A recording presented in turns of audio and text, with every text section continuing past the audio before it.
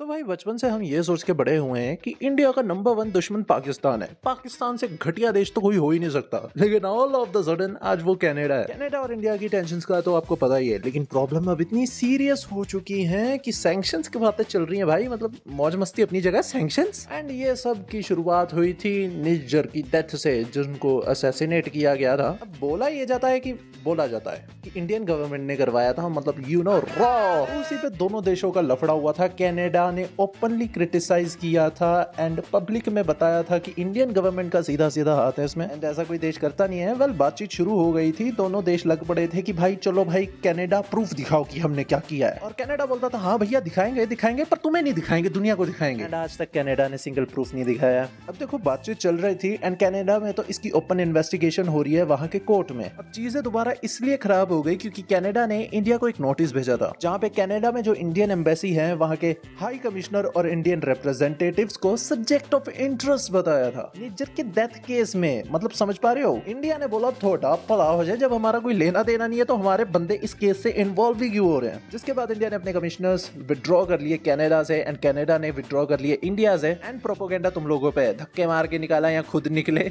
वो तुम करते रहो, खेलते रहो। लेकिन फैक्ट ये है कि इंडिया कनाडा के रिलेशंस बहुत ही ज्यादा बुरे दौर में, क्योंकि इंडिया ने जब ये स्टेटमेंट इशू किया इसमें हार्डली बहुत ही ज्यादा हार्डकोर क्रिटिसाइज किया गया है जस्टिन ट्रूडो और उसकी गवर्नमेंट को। मतलब इंडिया ने तो सीधा कह दिया कि भाई जस्टिन ट्रूडो जो भी कर रहा है अपनी वोट बैंक पॉलिटिक्स की वजह से कर रहा है, मतलब डायरेक्टली किसी के इलेक्शन में इंटरफेरेंस। नोटिस में ये भी लिखा है कि 2018 की इंडियन विजिट भी इसकी पॉलिटिक्स थी, ये जो कर रहा है ये भी इसकी पॉलिटिक्स है। एंड बंदा शेमलेस पॉलिटिक्स करके रिलेशन खराब कर रहा है, जबकि इंडियन गवर्नमेंट लगातार पूछ रही है कि भाई प्रूफ तो दिखा दे। एंड उसके बाद अपने जस्टिन ट्रूडो ने फिर 40 मिनट लंबी एक प्रेस कॉन्फ्रेंस रखी जिसमें बोला कि भाई इंडिया तूने गलत कर दिया, तूने हमारी सॉवरेनिटी के साथ खिलवाड़ किया है। जस्टिन ट्रूडो ने बोला कि वो इंडिया की सॉवरेनिटी की रिस्पेक्ट करते हैं, लेकिन भाई इंडिया हमारी सॉवरेनिटी में इंटरफेयर कर रहा है। एंड आयरॉनिकली जो अभी केस चल रहा है कनाडा में, उसमें कैनेडियन पुलिस ने खुद एक्सेप्ट किया कि खालिस्तानी एलिमेंट है कनाडा में। अब ये बड़ा इसलिए है क्योंकि कनाडा यहाँ पे बोलता रहता है भाई कैनेडियन सिटीजन। खालिस्तान का कोई इश्यू नहीं है, हम लोग इंडिया की सॉवरेनिटी को रिस्पेक्ट करते हैं। एंड यहाँ पे खुद ही एडमिट कर लिया कि भाई खालिस्तानी एलिमेंट्स पे अटैक हो रहा है। अब देखो चीजें बुरी से बुरी कैसे हो सकती है। इंडिया यहाँ पे ऑफिशियली कनाडा को टेररिज्म का स्पॉन्सर डिक्लेयर कर सकता है कि भाई ये लोग टेररिस्ट को स्पॉन्सर करते हैं। दूसरी तरफ कनाडा G7 के साथ मिलकर इंडिया में सैंक्शंस लगा सकता है। मोदी भक्तों, तुम वीडियो से दूर रहना, तुम्हें लगता है कि मोदी विश्व गुरु है। फॉर श्योर बहुत ही ज्यादा इंपॉर्टेंट देश है इंडिया, लेकिन वेस्टर्न कंट्रीज के लिए कनाडा बहुत पुराना, बहुत ही ज्यादा जरूरी एलाय है। वैसे तो कुछ नहीं होगा, लेकिन अगर कनाडा के पास वाकई में ही प्रूफ है कि इंडिया की इंटरफेरेंस है, अगर कनाडा ने प्रूफ कर दिया कि इंडिया ने सॉवरेनिटी के साथ खिलवाड़ किया है कनाडा की, इंडिया पे सैंक्शंस लग सकते। एंड अगर ये प्रूफ हो गया तो क्या यार छिक्कू की इंटेलिजेंस रह गई हमारी। अब देखो देश आपस में एक दूसरे के थ्रेट्स को एलिमिनेट करते रहते हैं, उनकी सेंट्रल एजेंसी रोज किसी ना किसी बंदे को ठोकने पे लगी रहती है। कॉन्स्पिरेसी थ्योरीज की मानी जाए तो CIA ने तो अपने देश के प्रधानमंत्री को ठोक रखा है। एंड हो सकता है सच हो, पर इंडिया ने आज तक ऑब्जेक्शन किया नहीं। पता क्यों? क्योंकि फट्टू है बहन, जो हम हिम्मत ही नहीं है।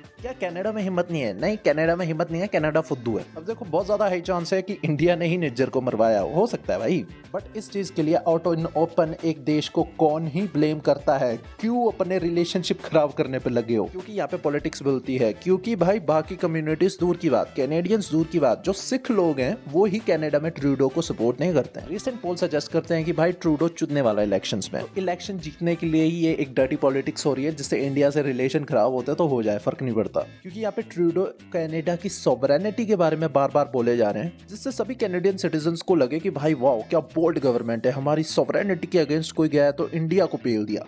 पर भाई ट्रूडो तू जो मर्जी कर रहे हो, तू इलेक्शंस हार रहा है दोस्त। भाई तू जिन खालिस्तानियों की सपोर्ट में, वो तेरी सपोर्ट में खुद ही नहीं है। अब क्योंकि खालिस्तान की पॉलिटिक्स भी बाहर सिर्फ पैसों और इंटरेस्ट तक ही सीमित है। अब जितने भी हमारे पंजाबी माइग्रेंट्स वहां जाते हैं, उनके पास कोई वैलिड वीजा नहीं होता या एक्सपायर होने वाला होता है, उनके पास एक ही कार्ड रह जाता है साइलम का। सानू इंडिया में खतरा सी। जो इतने महंगे महंगे कैंपेन्स चलते हैं जिसको कनाडा की गवर्नमेंट खुद फंड करती है, तो वो फंड्स भी तो मिलने चाहिए। इसलिए कनाडा में खालिस्तान की बातें हमेशा होती रहेंगी। पंजाब में करने बैठो तो एक फूटी कौड़ी नहीं मिलती, इसलिए यहाँ पे नहीं रोना रोया जाता। क्या लगता है आपको, इंडिया और कनाडा के रिलेशनशिप इंप्रूव होंगे?